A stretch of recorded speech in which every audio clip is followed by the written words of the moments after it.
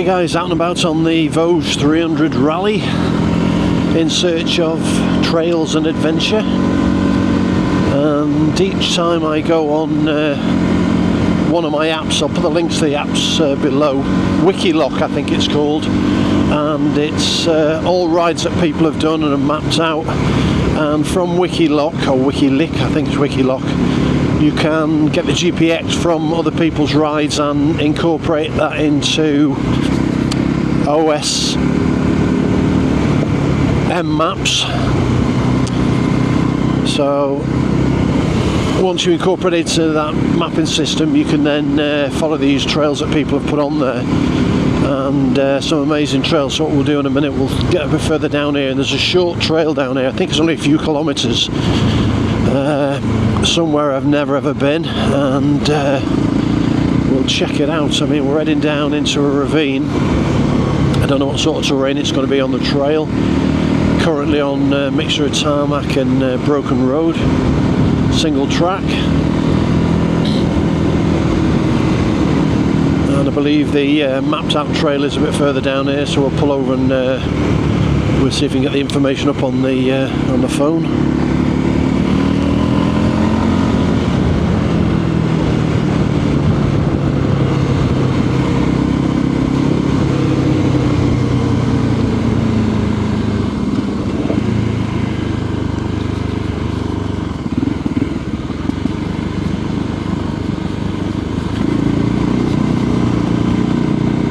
Back onto mixture of dirt and gravel.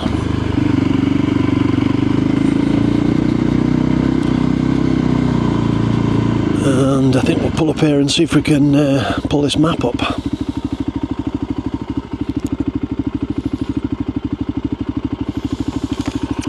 Open my visor, which is steaming up, and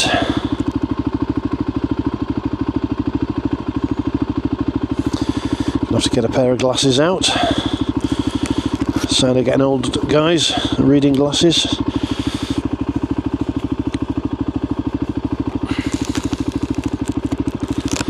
Let's have a look.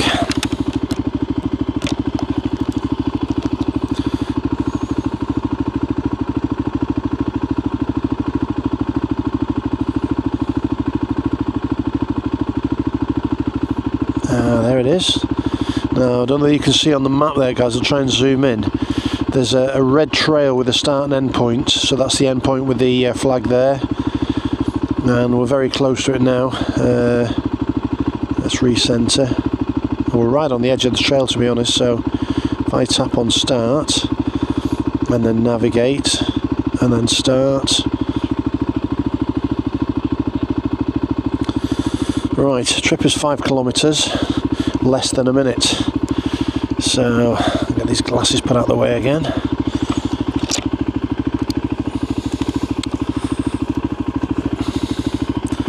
Turn the camera back up so we can see where we're going, and let's see what it tells us. So I'm assuming it's down.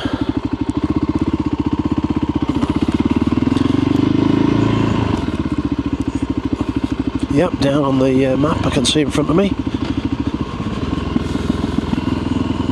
Around this bend.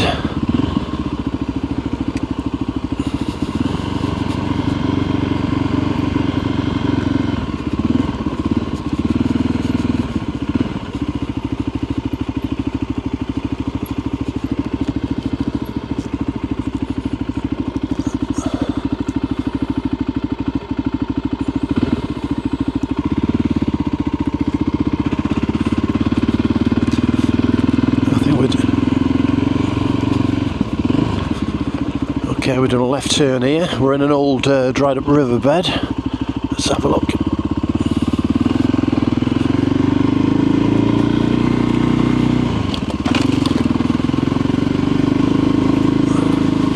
Whoa.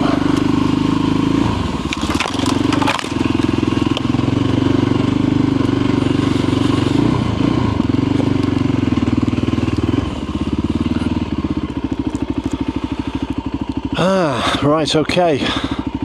Well, we're on this trail, and you can see ahead of me that the track has been washed out. So Let's leave the bike here, see if we can find a way up into this trail. Make sure we're in neutral. I'm guessing this trail's not been ridden for a while, looking at this. No, we have to get on a bit more even ground.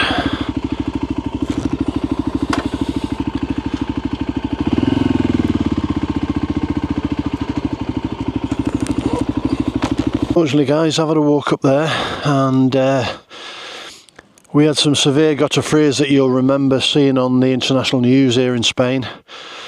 And looking at this track and the washout here, that's a good 2 foot high. I'm sure these young lads that have got these enduro skills would put a few rocks there and bubble over this, but that's above my pay grade, to be honest. And I've walked up the track and it's really washed out. It looks quite exciting up there. There's some open areas, but on the older riverbeds pretty much washed out, and for my skill level I think it'd be a bit silly to go up that route, so we'll have a look on the map so you can find anything else local, and we'll try to do a few different trails. You can see some big palm trees up in the distance there, and they're just surrounded by washed out material, so you can imagine the amount of water that came down here when we had these floods, and you can understand how these cars and everything got swept away in the floods.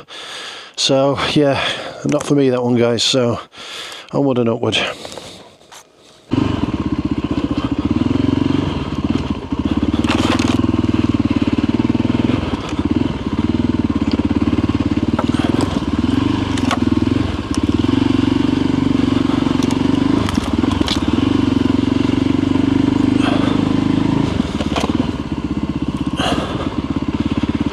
So what I'm going to do guys, we're going to head further down this old riverbed. It is quite wet down here. We have had some rain recently, but not torrential, only light rain. So see what these tyres are like on a bit of mud, which is quite rare for here. We don't often see mud, but I'm going to go.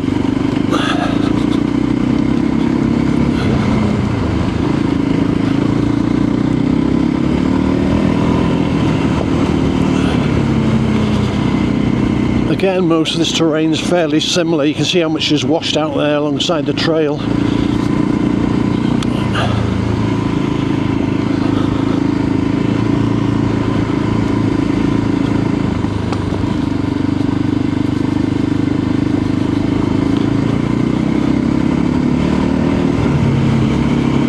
And looking at this track, it looks as if it's extensively used by transport to these old farmhouses that are down here. So I suppose it is maintained to a certain degree, more gravel and more stuff added when it washes away.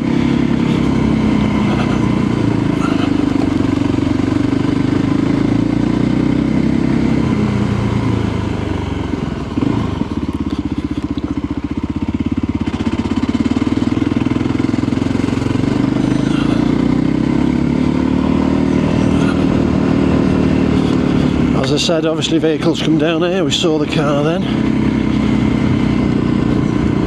I don't think I'd want to take my car down here unless it was a 4x4.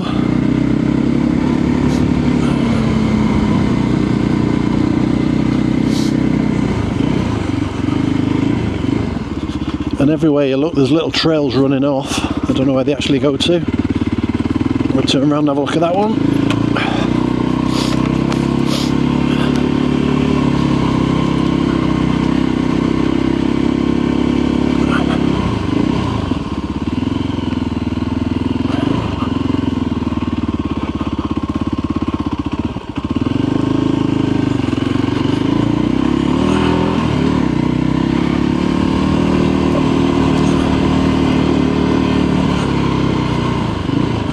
Okay guys, we've got the sat-nav still trying to take us on this, yeah, I put a pair of gloves on that have got no touch on them, so that, navigation, stop,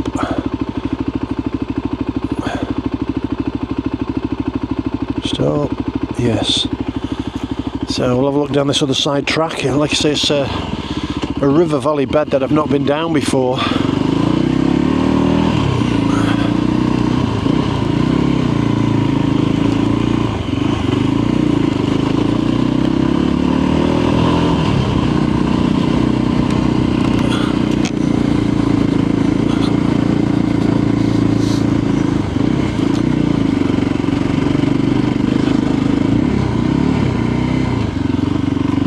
basically just tracks that lead to small houses and new settlements.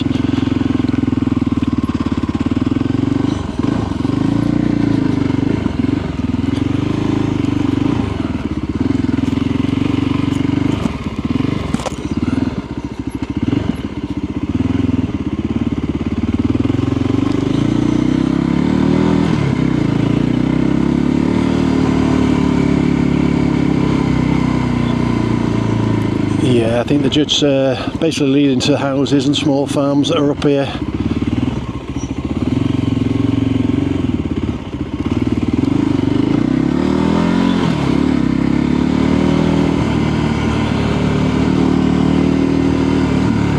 Yeah, so interesting, guys.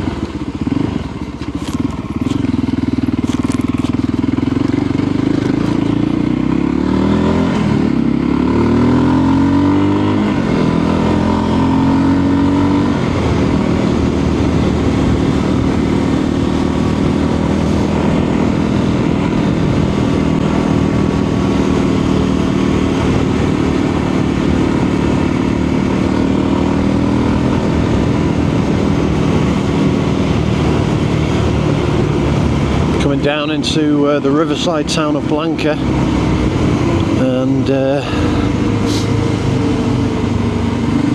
quite a charming little town. If any of you guys have been to Llangollen in North Wales, it's very similar. Nestled in a valley with a river running through. At the other end of the river there's a man-made lake and a hydroelectric dam. And interesting, if you can see the castle up on the top of the hill there, back in Moorish times, if you search on Wikipedia and you look up this area, Blanca, in the Valle de Ricotti, or Valley de Ricotti in English, it was a Moorish settlement, and it was originally called Negra, which means black. And when the Moors were expelled, the local people changed the name from black to white, and it's now called Blanca. There's the river running through.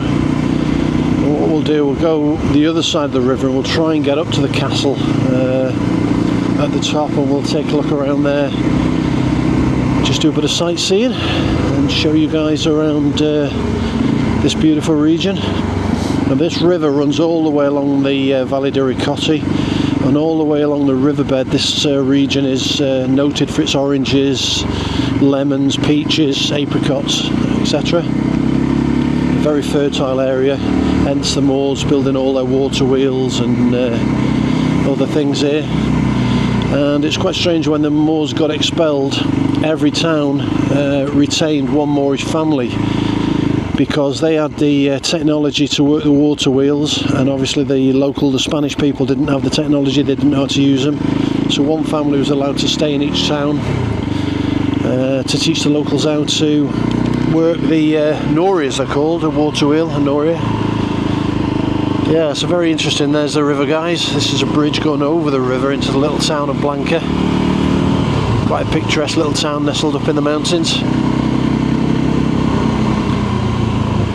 And the Christmas lights are still up and in the main street. And those of you who don't know that the way that Christmas works in Spain, traditionally Christmas in Spain is celebrated on the 6th of January for the Three Kings, and it celebrates the start of Epiphany, when the Three Kings took gifts to the infant child Jesus.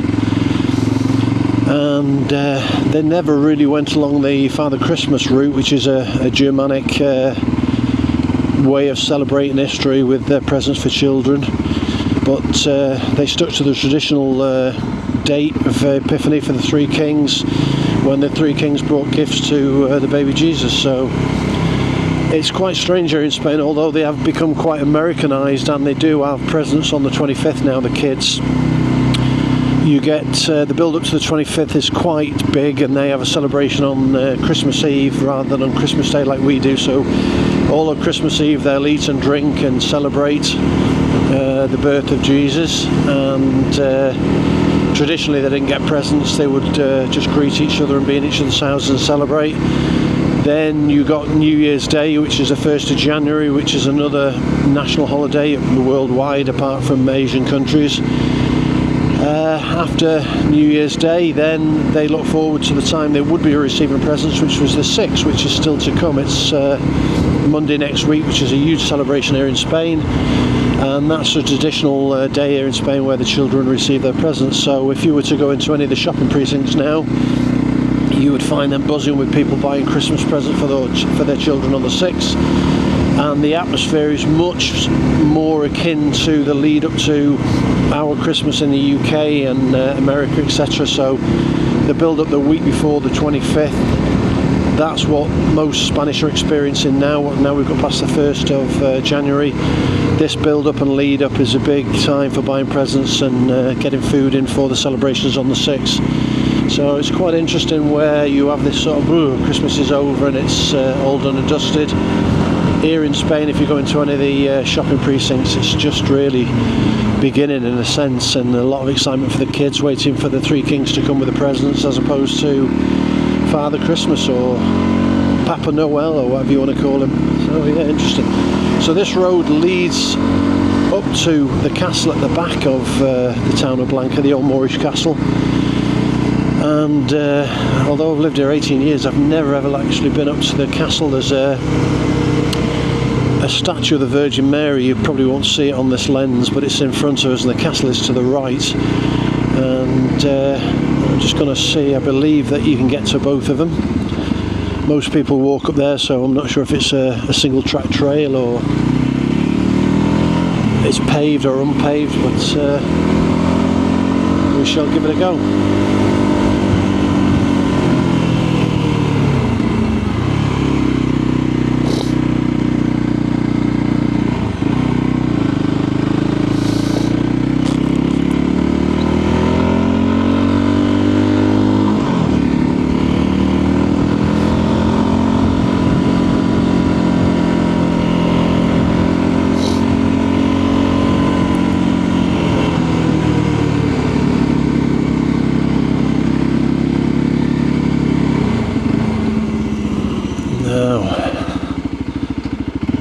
I'm guessing we're going to go right here, although like I said, I've not been up here before.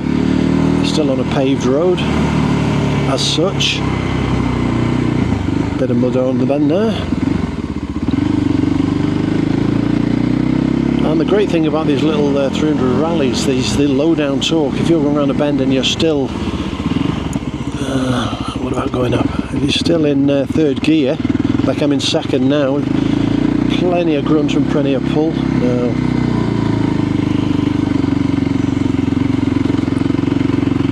could be going the right way, we could be going the wrong way, but we shall see. Yeah, so it's not paved as I thought. It's a dirt track, a little bit washed away and a bit rutty, so get on the pegs. A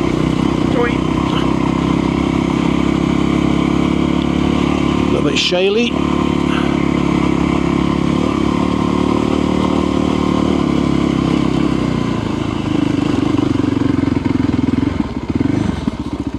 My bearings, and again you can see that that town over there is called Abaran, but you can see that the washout is crazy after these rains. I don't suppose many people have been up here since.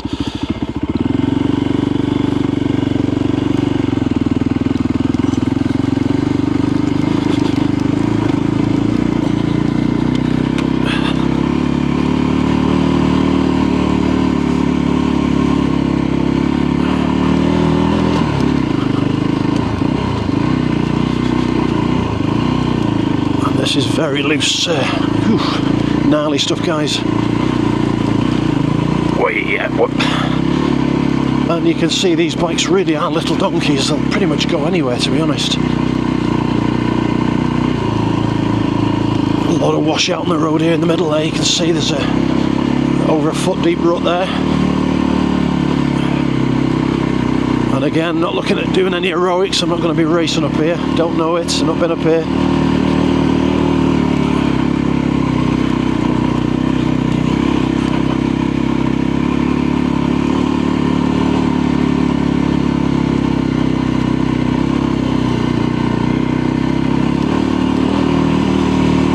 So you can see there's one statue there.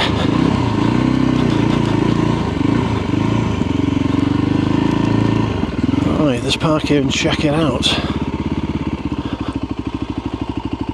And there's a walking trail that goes further up that we may be able to go up on the bike.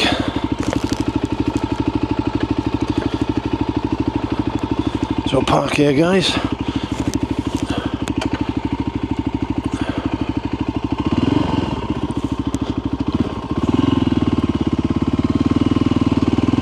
We'll park it over this side in the shade, although it's not bonkers hot. It is sunny.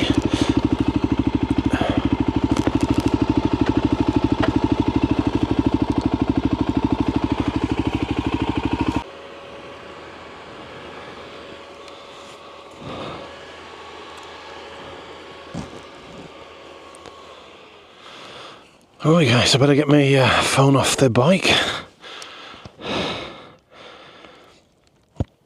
Shut the screen down on that. I'll put that in my rear pocket. We're at the top. I'm going to get these clothes off in a minute. I'm actually boiling now, guys. I've got full gear on today. I've got biking pants on and all the rest of it. And wow. So that gives you an idea of some of the views up here. We're over the lakeside, riverside town of Blanca.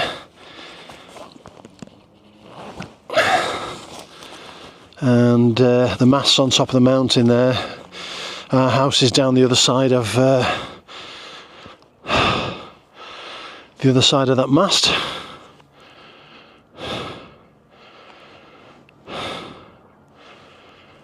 And I believe there's walkways up from the old antique part of the town at the back that you can walk up to this, although I wouldn't fancy doing it, to be honest. It's pretty steep. Right.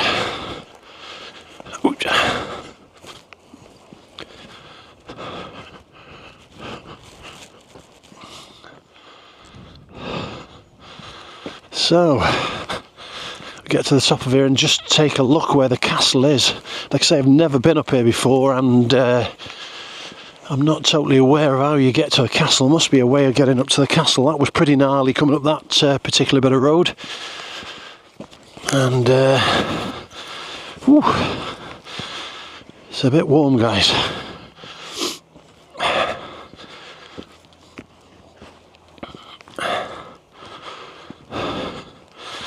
So I did mention in the last video that I was going to do some sorts of videos like this.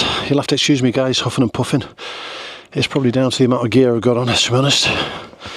And probably too many mince pies over Christmas. So I guess we've all put a few kilos on over Christmas. And I'm back to work next Tuesday. And I'm sure the extra pounds will come off quite quickly.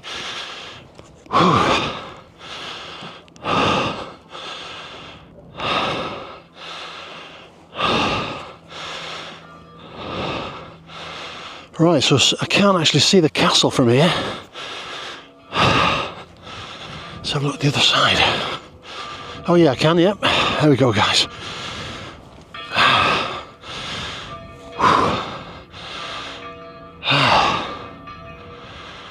Right, so the castle appears to be a pathway leading up from the town, a walkable pathway.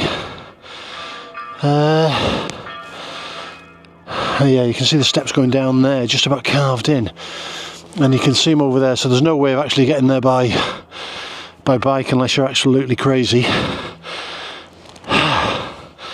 So the road goes down there, goes down behind that gap, along them stones that are built as a wall, down the steps, across the bottom, all the way across past that flag you can see, Spanish flag, and you can just see the trail in the woods there.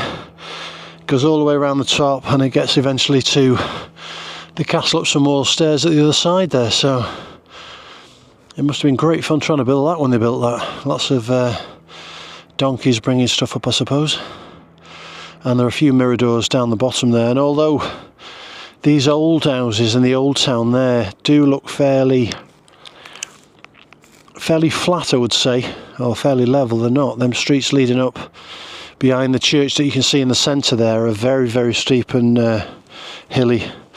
And you can see that side looking down on the left, lots of old ruinous buildings that have been neglected and decayed, and obviously too difficult to get anything up there to maintain them. So yeah, there's the lake in the distance. You can see the river running into the lake.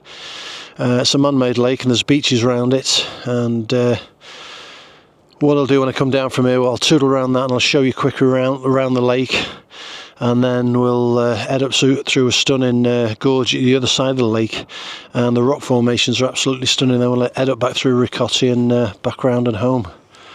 But yeah, stunning guys, so quite a good view from here. So the Ricotti Valley pretty much ends at the town. You can see the other end there, which is Aberan. From Aberan, you go from Aberan, the river carries on going through to a town called Thietha that I've shown you in different videos, with the castle there as well. So that it sort of gets flatter there, although all these trees you can see at the bottom are oranges and lemons and different groves. Thietha is known for its peaches, lots of peach groves there. And as we come down to the river valley bottom, as we go through Blanca, all the trees you can see around the lake and in the distance there, and in the far distance are citrus fruits, oranges and lemons basically. And the Ricotti Valley goes all the way through to Arcena and sort of peters out of Arcena. So coming along the valley, you've got Arcena, then you've got Ulia, Villanueva, Ojos, then from Ojos through to Blanca, from Blanca through to Aberan, and from Aberan through to Thietha. So yeah guys, stunning area. That's where I was a couple of weeks ago, on top of the mountain at the mast at the top there, 1,200 metres, so about 150, 160 metres higher than Snowdon. And yeah, stunning place to explore. Typically Spanish, typically inland landscape. Lots of rocks and dry areas with pine mountains on the shady side from the sun. Yeah, so guys, back on the bike and we'll explore a bit more. Hey guys, nestled down at the bottom of the pathway up to the statue of the Virgin Mary, and we'll get back on the bike and tootle gently down this slope, because it's a mixture of loose stuff, wet stuff, and a bit of everything, to be honest. So yeah, she's gone really well guys. It's not far off run out in now, and the next couple of weeks I'll get it over to the dealership for its first service, and we can really start to enjoy the bike then. Although I am enjoying it now, it's okay to use it to do pretty much what you want really at the moment.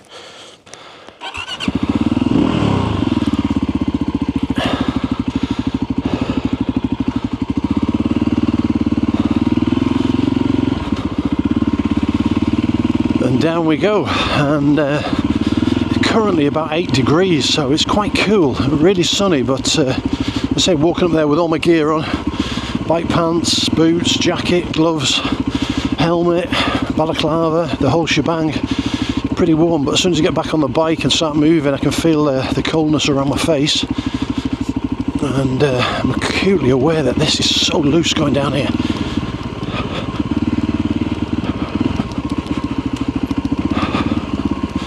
So like anything guys, I suppose you've got to have confidence in your bike, and this is the reason why I've said in previous videos that this bike is so apt at doing this sort of stuff. First of all, you've got the lightness of the bike. Okay, you could possibly drop it if you're at a serious rut, but in the back of your mind subconsciously you're aware that this is a much lighter bike than say the DSX 900, and even though it's quite high, it's not that hard to get your foot down on a bit of a gnarly bend. So it does give you a lot of confidence guys, and what you find yourself doing, I went out on the DSX 900 yesterday and had a great ride, and that video should be the video before this. I've not had a chance to upload it yet, so it's on its way up to YouTube, and I'll get that up to you, but this video will follow that one.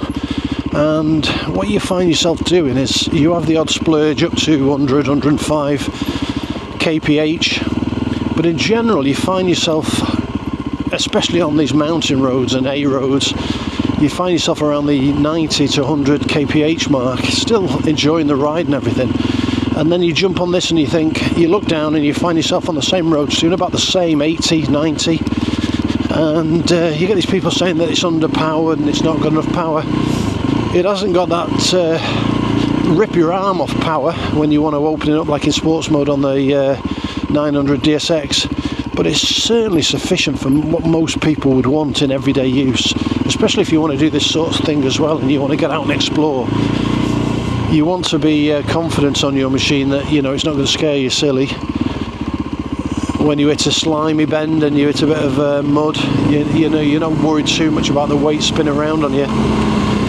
And I know that on the DSX, when the back end steps out, nice donkey there, when the back end steps out on the DSX, you can still bring it round, but it does make you jump a little bit, where on this it just makes you grin, to be honest.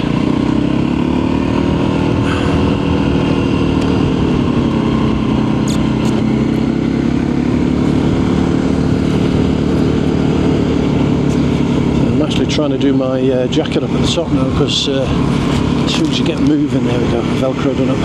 As soon as you get moving, you don't know, feel the difference in temperature. So we'll head down into the town, and I'm sure all of this won't get onto the final cut on the final video. A lot of it will be edited out to make a usable video.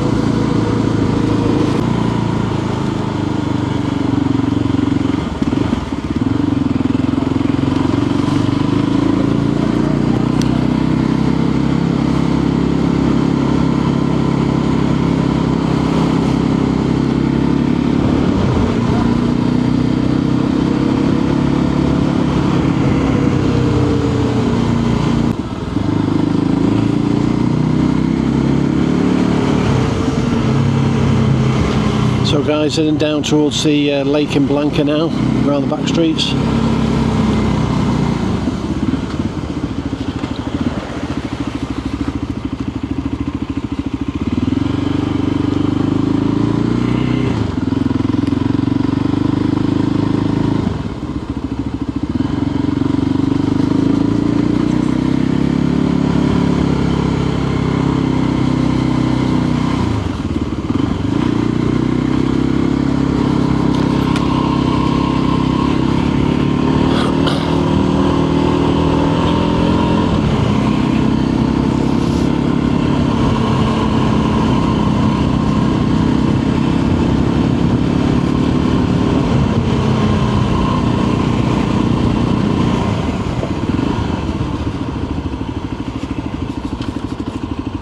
So this is a lake nestled at the end of the river.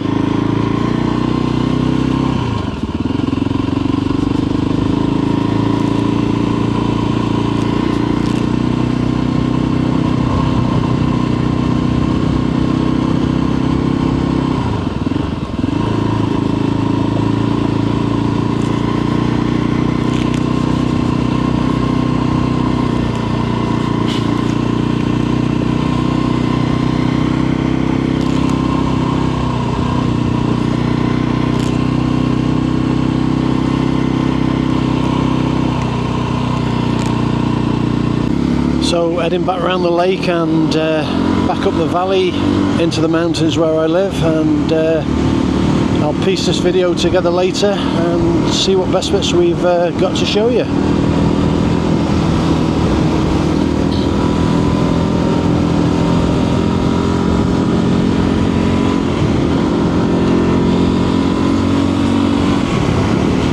That old building you can see on the right hand side was owned by the Count of Blanca, and it's a preserved building, an old building owned by the Conte Nobili, the noble count in Spanish.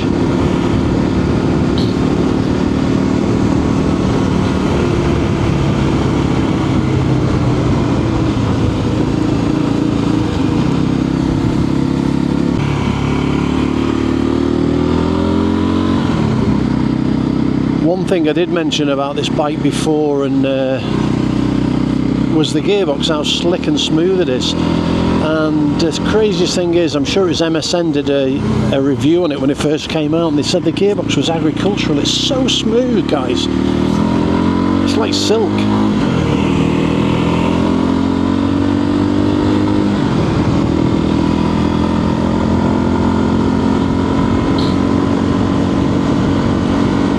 So we're going under the mountain past the hydroelectric dam at the end of the lake now that generates the electricity, and it also pumps water up into the mountains and along into Almeria from this point. I don't know whether we can see the pipeline from this position, but there's a huge pipe that goes up the mountain. It must be like 1.5 meters in diameter, and it goes vertically up the mountain, so the pressure to actually pump it up there must be enormous. So this is the hydroelectric facility.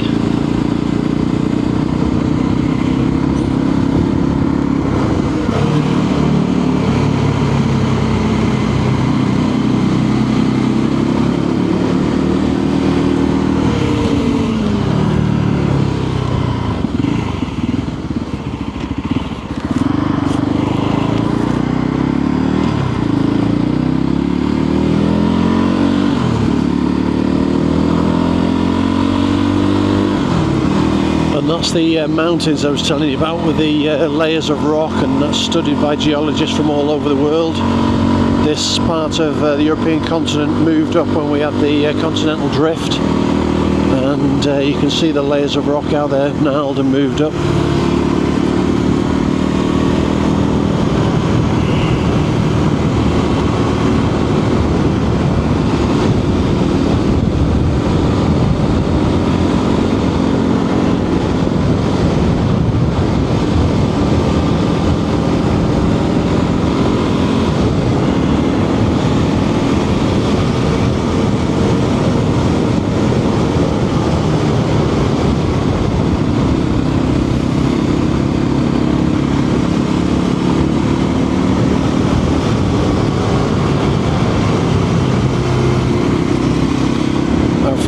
From this point here, we're going to head up into the mountains through the town of Ricotti, which is my local municipality.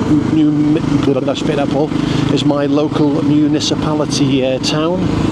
So we live in the region of Ricotti, and the town's quite quaint and small, but the ride up the other side of the mountain out there is quite stunning, up the gorge.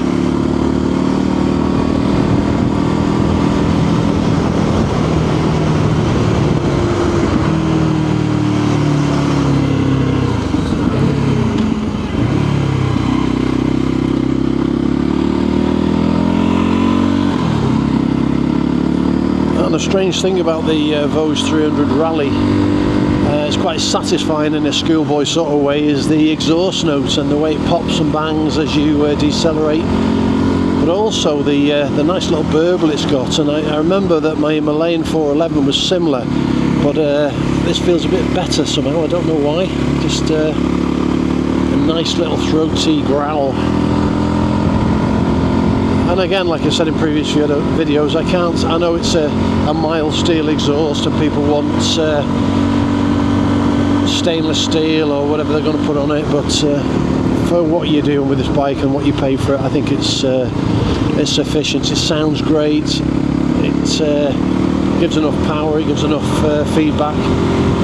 So yeah, there's not many things I'd change on this. I'd put accessories on it, but I don't think I'd be messing too much. One guy did comment that he was probably riding the 300 Rally from the UK down to Portugal, and I'd said in a previous video that I don't really think you need to change the gear in. Nathan the postman was under the same impression. If you want to retain that low down grunt, you need the standard gearing that's on it. But having said that, I can see the necessity if you're doing a lot of road work to get to your destination. You might want a little bit of extra leg room on motorways and dual carriageways, etc. But that's personal preference.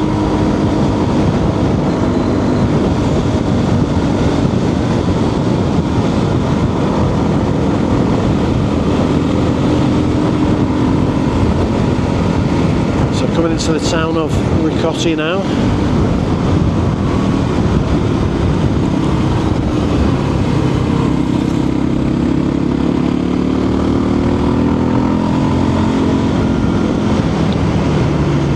Another thing on the talking about the clutch and the gearbox and the change and how smooth it is.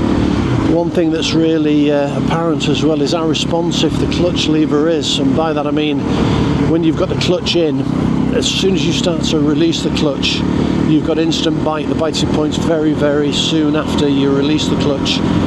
On my Vosges 900 now, when I jump on that, I'm having not problems, but I have a couple of minutes where I need to reacquaint with the clutch, because my Vosges 900, the clutch is halfway out before it actually bites. And I've made previous videos on that saying that to aid your gear change on the 900 Vosges, you don't really need to pull the clutch all the way in. It just needs to come in halfway in to do your gear changing, because if you're pulling it all the way in, you go way past the biting point more than you need to, and you're making your gear changes longer and a bit rougher.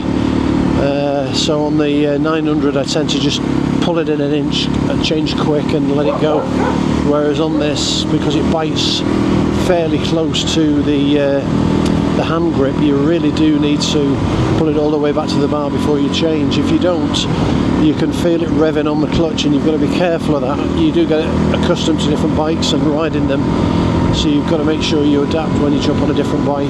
You don't want to be burning the clutch out.